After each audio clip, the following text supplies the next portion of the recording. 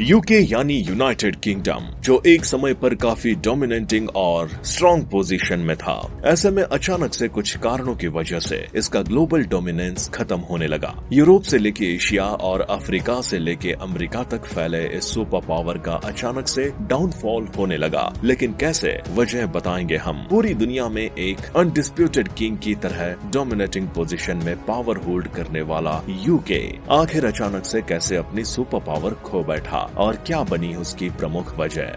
बात करते हैं फर्स्ट वर्ल्ड वॉर की, जब लगभग सारी पावर सेंट्रलाइज्ड थी यूके के हाथों में। इसके सपोर्ट में फ्रांस, रूस और यूएसए जैसे देश जर्मनी के अगेंस्ट खड़े थे। पूरी दुनिया के 35% जीडीपी पर ब्रिटिश एम्पायर का ही कंट्रोल था। उस वक्त तक ब्रिटेन दुनिया का 27% मैन्युफैक्चरिंग एक्सपोर्ट करता था। वही जीडीपी में ट्रेड का शेयर 54% था। ब्रिटिश आर्मी भी काफी बड़ी थी और पूरी दुनिया से हजारों की संख्या में सोल्जर्स ने यहाँ की आर्मी में पार्टिसिपेशन दिया था, जिसमें इंडियन आर्मी का भी कंट्रीब्यूशन था। इंडियन सोल्जर्स की शहादत में ही ब्रिटिशर्स के द्वारा इंडिया गेट का निर्माण करवाया गया था। कोलंबिया यूनिवर्सिटी प्रेस में पब्लिश एक रिसर्च में प्रोफेसर उत्सव पटनायक लिखती हैं कि ब्रिटिशर्स ने इंडिया से लगभग $45 ट्रिलियन लूटा था, जिसके बारे में एक्सटर्नल अफेयर्स के मिनिस्टर एस जयशंकर ने भी एक बार चर्चा की थी। उस वक्त तक यूके इतनी स्ट्रॉन्ग पोजीशन में था कि उसने वर्ल्ड वॉर 1 में जीत के बाद जर्मनी से ट्रीटी ऑफ वर्साइल साइन करवाया और शायद यही कहीं न कहीं वर्ल्ड वॉर 2 की वजह भी बना। ब्रिटेन की डाउनफॉल की एक वजह वर्ल्ड वॉर 1 भी था। एक बुक में इस बात का जिक्र मिलता है कि इस वॉर में ब्रिटेन ने लगभग 7,15,000 मिलिट्री खो दी थी। वहीं 15 लाख से भी ज्यादा सोल्जर घायल हो गए थे, जिससे ब्रिटेन को मैसिव ह्यूमन रिसोर्स शॉर्टेज का सामना भी करना पड़ा। यूके को फाइनेंशियल शॉर्टेज का सामना भी करना पड़ा और इस वजह से यूके को यूएसए जैसे देशों के सामने झुकना पड़ा और उनसे लोन भी लेना पड़ा। उस वक्त यूएसए ने अलाइड पावर्स को 7 बिलियन के आसपास लोन दिया था, जिसमें यूके का नाम मेनली आता है।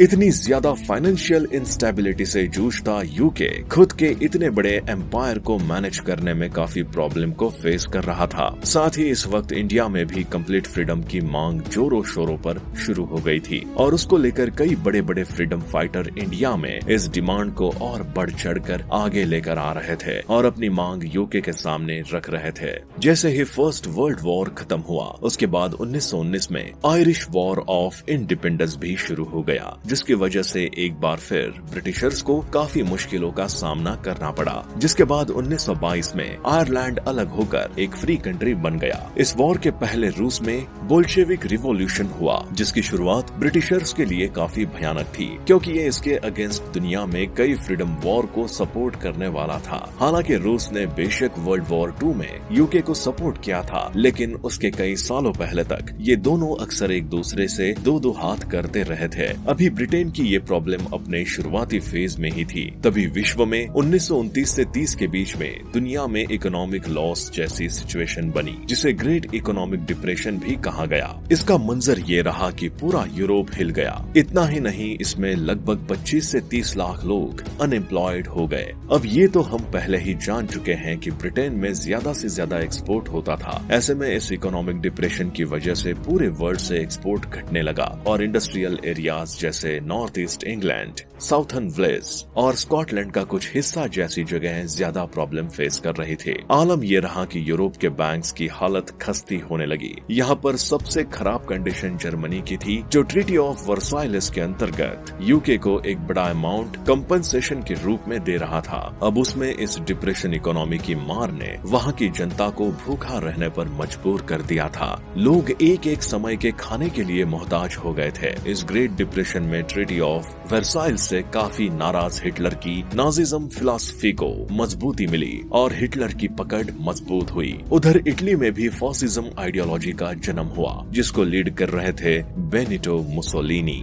वैसे तो फर्स्ट वर्ल्ड वॉर में इटली ब्रिटेन की ही तरफ से युद्ध में लड़ रहा था, लेकिन वॉर कंपनसेशन जिस तरह से लोगों के बीच बांटा गया था, उससे मुसोलिनी काफी नाराज था। फासिज्म और नाजिज्म के राइज की एक मेन वजह यूरोप पावर की कॉलोनीज के लिए बढ़ता लालच भी था। इसमें यूके जैसी कंट्रीज जर्मनी और इटली से काफी आगे थे। उस वक्त जर्मनी अपनी कॉलोनीज को बढ़ाना चाहता था, जबकि यूके और फ्रांस ऐसा नहीं चाहते थे। यहाँ पर फॉर्मेशन रिपीटेशन हुआ एक ऐसी साइकिल्स का जिसकी वजह से यूके को फिर से वर्ल्ड वॉर में इन्वॉल्व होना पड़ा। वैसे 1930 के बाद ये दोनों आइडियोलॉजी यूके के लिए सबसे बड़े खतरे के तौर पर साबित हुए। इंग्लैंड अभी ग्रेट डिप्रेशन से उभर ही रहा था कि 1939 में नाजी जर्मनी ने पोलैंड पर अटैक कर दिया और यहीं से शुरुआत हुई वर्ल्ड वॉर 2 की, जहां पर यूके और फ्रांस ने जर्मनी के साथ वॉर शुरू किया और 1940 में जर्मनी ने फ्रांस को हरा दिया। बाद में जापान और इटली भी जर्मनी के सपोर्ट में आ गए। इन टीम्स को एक्सिस पावर बोला गया,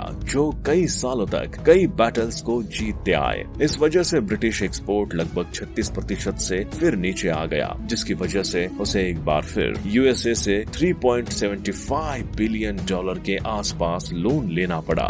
ब्रिटिशर्स का बैलेंस ऑफ पेमेंट भी काफी क्राइसिस झेल रहा था, लेकिन लास्ट में यूएसएसआर और यूएसए के सपोर्ट से ही यूके लेड अलाइड पावर की विक्ट्री हुई। लेकिन इस वॉर में इतना नुकसान हुआ कि यूके को इसे संभालने में काफी परेशानियों का सामना करना पड़ा। आलम ये रहा कि इस वॉर के खत्म होते होते यूके अपनी लीडिंग पोजीशन भी खो चुका था और पावर शिफ्ट हो गया था यूएसए और यूएसएसआर के पास। सेकेंड वर्ल्ड वॉर के बाद ये दोनों एक सुपर पावर बन के उभरे, जिसने कहीं न कहीं यूके की डोमिनेंस को कम कर दिया। लेकिन इसके बाद यूएसए और यूएसएसआर के बीच लगभग कई सालों तक अभी कोल्ड वॉर चलने वाला था। इस बीच ब्रिटेन यूएसए का एक लिटिल पार्टनर ही बनता रह गया। ब्रिटेन में पॉलिटिकल इम्बैलेंस ऐसा हो चुका था कि वो अपनी कॉलोनीज को मेंटेन करने के लिए किसी भी तरह की सिक्योरिटी इन्वेस्टमेंट नहीं करना चाहता था, या ये कह ले कि कर नहीं सकता था। इसीलिए 1945 के बाद ब्रिटेन इंडिया को जल्दी से जल्दी फ्री करने के बारे में सोचने लगा। ब्रिटेन की ऐसी जल्दबाजी की वजह से इंडिया के 2 अलग अलग हिस्से भी हुए और कई दंगे भी हुए, जिसमें लाखों मासूमों की जान गई। ब्रिटेन का ऐसा ही कुछ हाल पैलेस्टाइन में भी रहा, जहाँ से आज भी परेशानियां खत्म नहीं हो पाई हैं। बाकी कंट्रीज पर रूल करने के बजाय ब्रिटेन अब बाकी बचे रिसोर्सेज के साथ अपनी कंट्री को डेवलप करने और वहां के लोगों की फाइनेंशियल प्रॉब्लम्स पर ध्यान देने पर जोर देने लगा। 1956 में ब्रिटिश ने अपनी थोड़ी बहुत बची हेजेमनी को सुएज क्राइसिस के दौरान बचाने की कोशिश की, लेकिन ये काम नहीं आया और एक डिजास्टर बन के उभरा ब्रिटेन के लिए। इजिप्ट के लीडर ने स्वीज कैनाल को नेशनलाइज कर दिया था, जिसके बाद ब्रिटेन ने फ्रांस और इजराइल की मदद ली और इस कंट्रोल को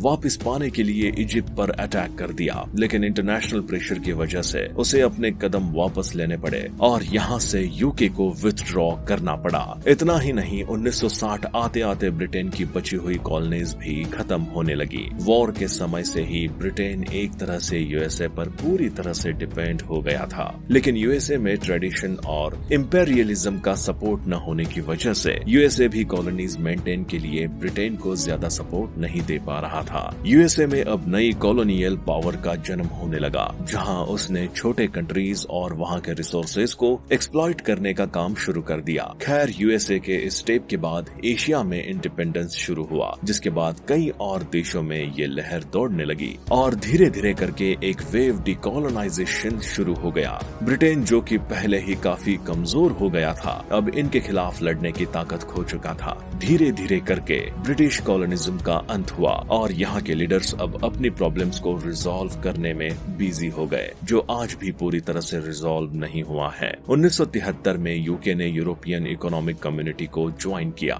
जिससे इसकी कंडीशन थोड़ी इम्प्रूव हुई, लेकिन बावजूद इसके यूके को एक बार फिर इकोनॉमिक क्राइसिस फेस करना पड़ा, जिसकी वजह से इसे एक बार फिर इंटरनेशनल कम्युनिटी से लोन लेना पड़ा। इसके काफी समय बाद भी बैक टू बैक कई ऐसी सिचुएशन आई हैं जिसमें ब्रिटेन खुद को संभाल नहीं पाया। इसका अभी एक लेटेस्ट एग्जांपल कोविड पैंडेमिक था, जब इसे ऑल ओवर द वर्ल्ड सबसे खराब मैनेजमेंट के लिए क्रिटिसिज्म झेलना पड़ा था। वैसे इस पूरी घटना को जानने के बाद आपका क्या कहना है? अपना जवाब हमें कमेंट में लिखकर जरूर बताएं। साथ ही अगर वीडियो पसंद आया हो तो हमारे चैनल को सब्सक्राइब करना न भूलें।